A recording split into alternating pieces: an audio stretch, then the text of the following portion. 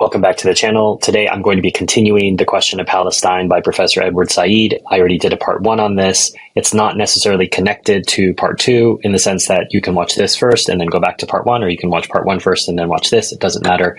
The what I'm covering in both is fairly different. So in that first one, I talked a little bit about who Professor Said was and talked about Zionism and then read quotes from founding fathers of Zionism.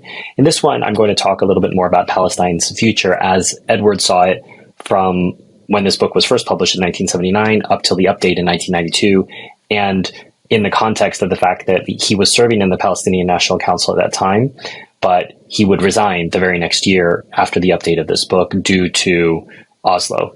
And that's a discussion for another time, but for now, let's get into this. And I want to start with a story from Edward's childhood. If you don't know, Edward was born in Jerusalem during the Mandate.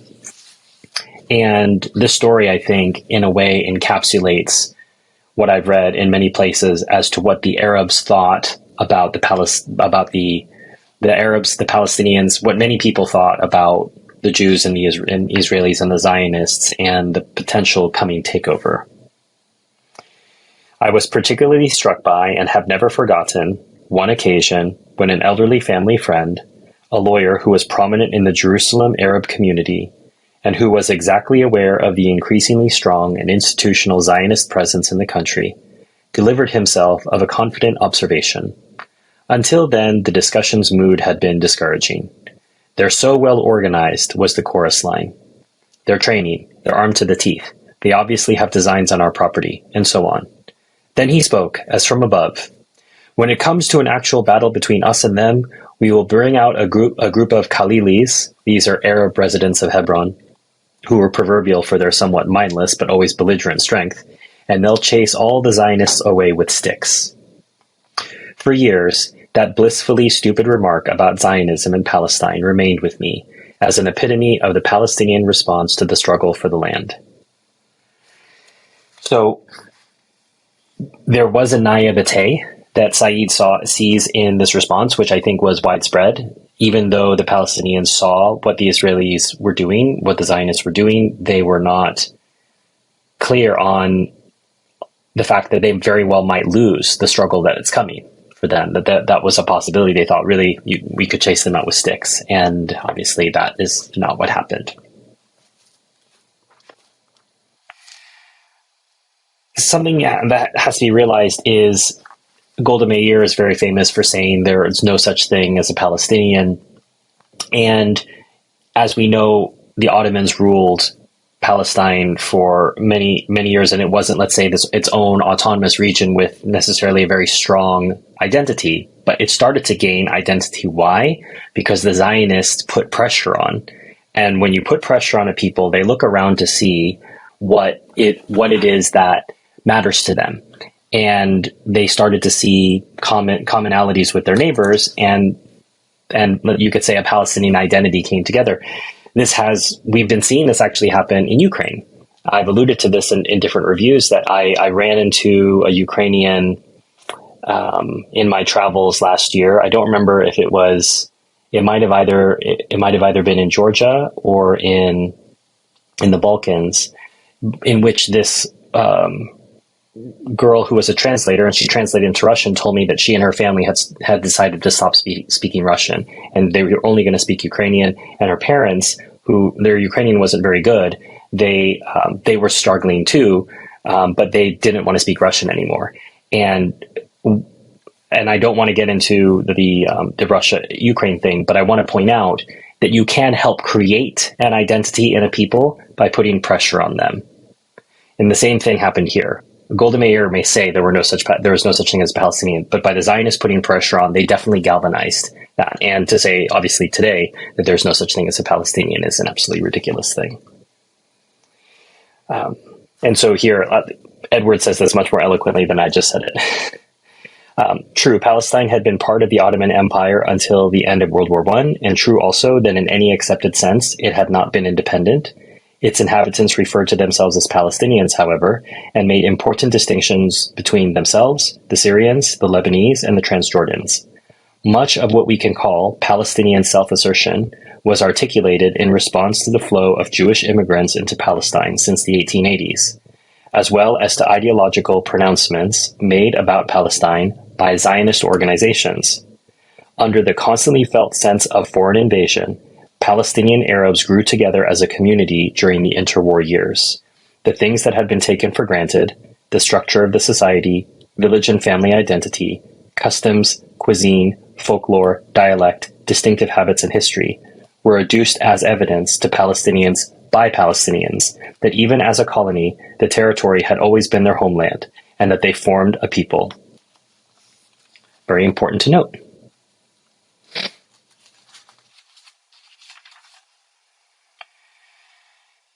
Inside Israel, the Arab has traditionally been regarded as somebody to be prevented from ever acquiring a national consciousness.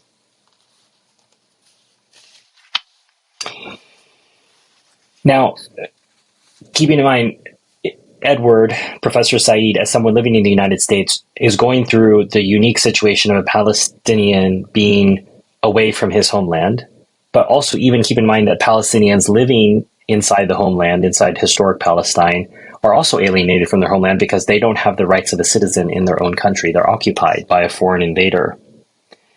If we think of Palestine as having the function of both a place to be returned to and an entirely new place, a vision partially of a restored past and of a novel future, perhaps even a historical disaster transformed into a hope for a different future, we will understand the word's meaning better. It's a fantastic way to think about things, but he's trying to say that it's not just a matter of we're going to go back to 1948 or we're going to go back to 1914 or whatever the year you want to pick. Obviously, there's going to have to be some kind of reconciliation, but there's something new that is going to be built that didn't exist at that time. And that is also something to be excited about, to inspire someone to keep fighting. From the late 60s then, Palestinians encountered the triple problem raised by their dispersion: their aspiration to self-determination, absence of a secure and possible territorial base, and the need to set up a Palestinian authority, which, if possible, would not get involved in struggles with the local authority. Every one of the Palestinian difficulties since 1967 until the present can be traced to these three challenges. Once again, aspiration to self-determination, absence of a secure and possible territorial base, and the need to set up a Palestinian authority which should not struggle with the local authority. And he's referring obviously to Lebanon, Egypt, other places where this became a problem. And that's a subject for another time because we can't get into that here. But once again, something for you to chase down as you would like to, if you want to get more deeper into this story.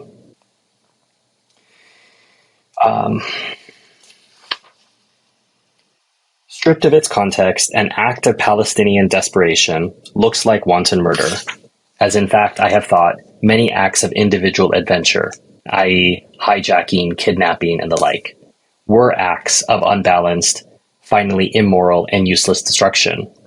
But we should note that at least since the early 70s, the PLO has avoided and condemned terror. What is too often scandalously ignored and unreported in the United States is that events like the Malot incident in May 1974 were preceded by weeks of sustained Israeli napalm bombing of Palestinian refugee camps in southern Lebanon.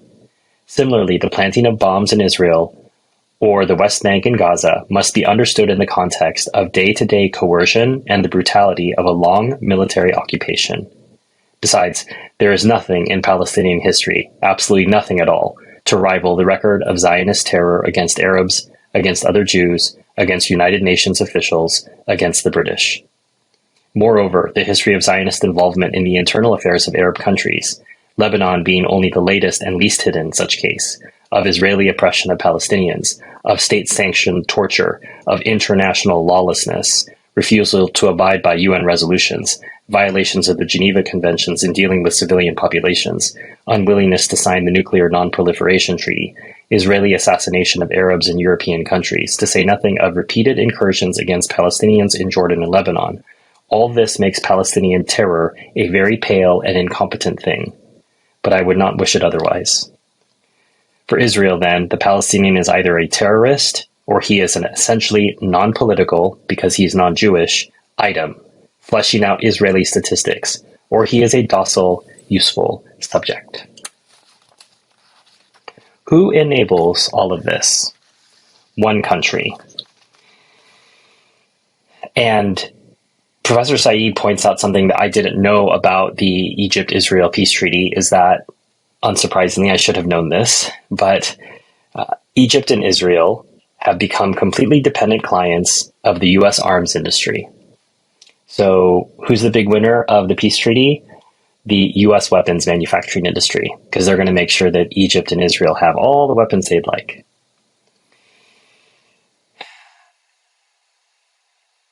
And he lists all these other things that what is going on with U.S. foreign policy. And if it sounds familiar, it's because it's never changed.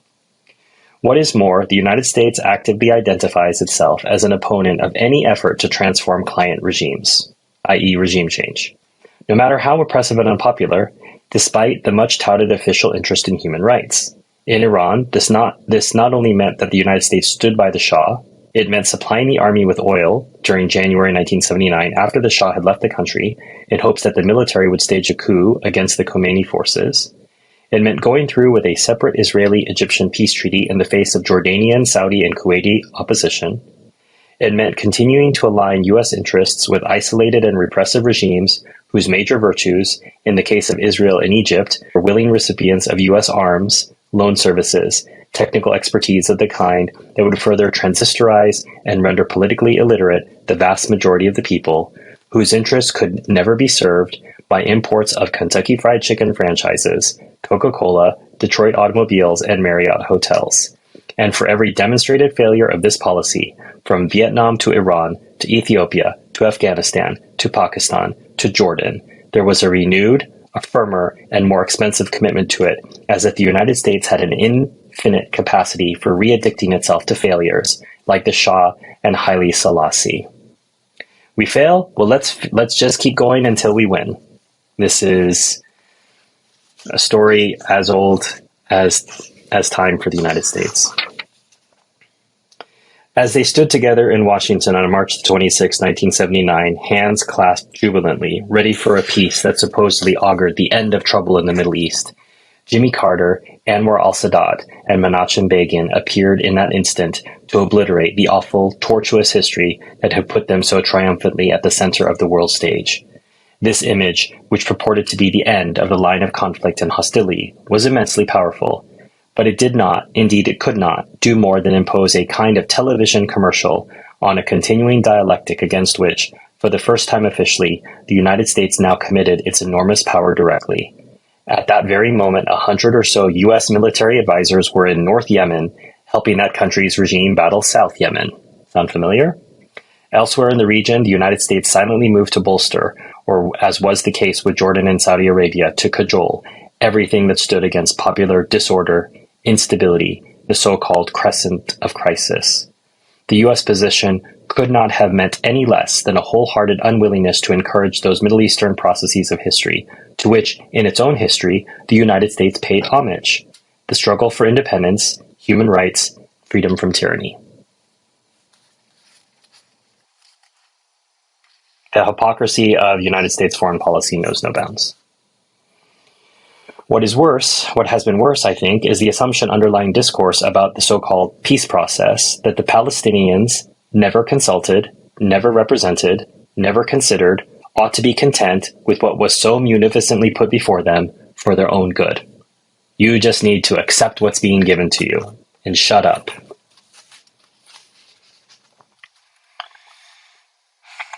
Here's what one Palestinian writer said about autonomy from Camp David, what it would mean effectively.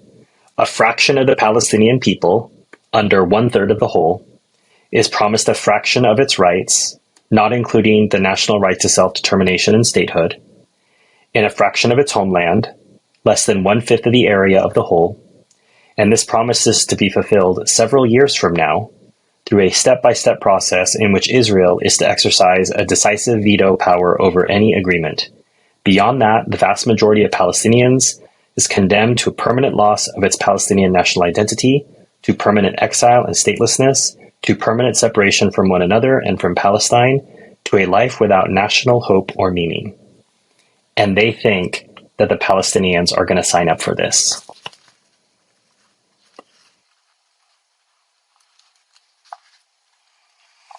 I do sympathize with, I understand as profoundly as I can, the fear felt by most Jews that Israel's security is a genuine protection against future genocidal attempts on the Jewish people. But it is necessary to remark that there can be no way of satisfactorily conducting a life whose main concern is to prevent the past from recurring. What a powerful quote. It is necessary to remark that there can be no way of satisfactorily conducting a life whose main concern is to prevent the past from recurring. For Zionism, the Palestinians have now become the equivalent of a past experience reincarnated in the form of a present threat. The result is that the Palestinians' future as a people is mortgaged to that fear, which is a disaster for them and for Jews.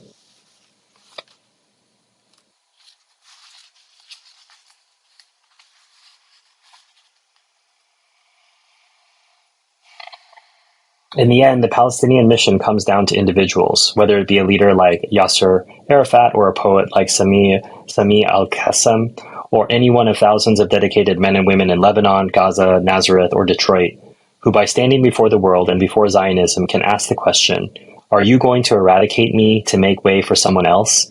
And if so, what right do you have to do so? Why is it right for a Jew born in Chicago to immigrate to Israel, whereas a Palestinian born in Jaffa is a refugee?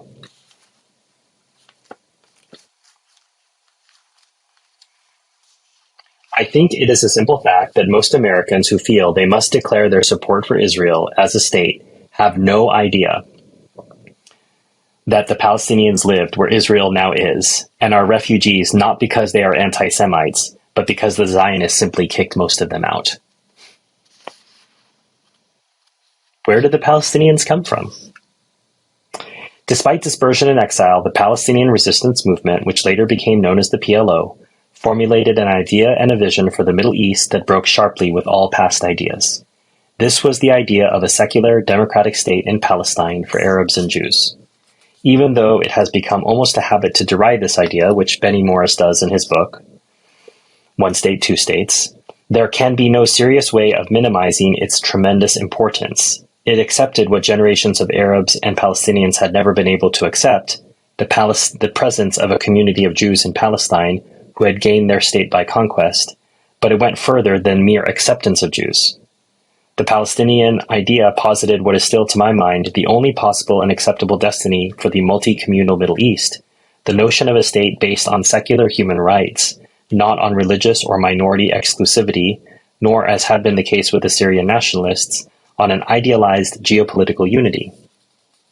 And as I said in part one, Edward initially was committed to a two-state solution with the right of return, but later on in his life, towards the end of his life, he really caught on to this idea of a secular democratic state, a single state. And I think that that's something which we see has only developed more since his death in 2003. And that's something that I'm starting to consider more, starting to really think about more. I've got to study a lot more to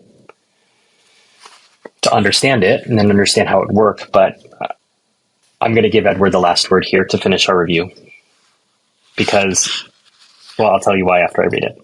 I am certain that its partisans, Arab and Jewish, will outlast the opposition because it is certain that coexistence, sharing, and community must win out over exclusivism, intransigence, and rejectionism. It's a message of hope. And as I said all throughout my reviews, and particularly in this year in 2024, you can't study and read this and simply have a dead end view. You have to have hope for the future. You have to believe in the possibility of vindication of this. And actually, I think the tide is really turning. There's more people than ever who have really, they didn't know anything about Israel and Palestine, and they're really starting to look at the questions here. They may not be reading the books that I've been referencing, but they are willing to at least be open-minded to hearing some different things because what they've seen has been so shocking. And the Israelis have really overplayed their hand, I think, because they've been used to doing this for so many years and people not paying attention, and they don't realize we've hit the social media age and everyone is paying attention now. And I think it's a different chapter in this Israeli-Palestinian story. And as I say, we've got a lot more to learn this year, but I can't recommend this book enough. It's a foundational book, but as I say, please come to it with some knowledge. Please have read 3, 4, 5 books from a historical period, either about 1948, about 1967, potentially about the peace process, if you'd like, Oslo 2000. And when you have done that, I think you'll appreciate this book a lot more. Otherwise, I think you're going to find yourself scribbling down furiously a lot of notes on books, on things that he's referencing, events that he's referencing that you don't have any idea about because you haven't done your homework. So don't come to this book as an introductory book. Come to it after you've read 4, 5, 6 books. And I think that you're going to appreciate it a lot more. As always, if you like the review, you can support the channel by buying the book in the description below. Hit like, hit subscribe, share this with people, send a super thanks if you'd like.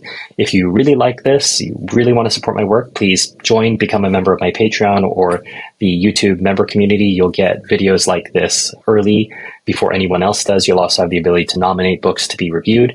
If you'd like to give a gift in a different way, you can buy a book off my Amazon wish list, send that to me, and I might be able to review that for you earlier than other books. As always, enjoy your reading.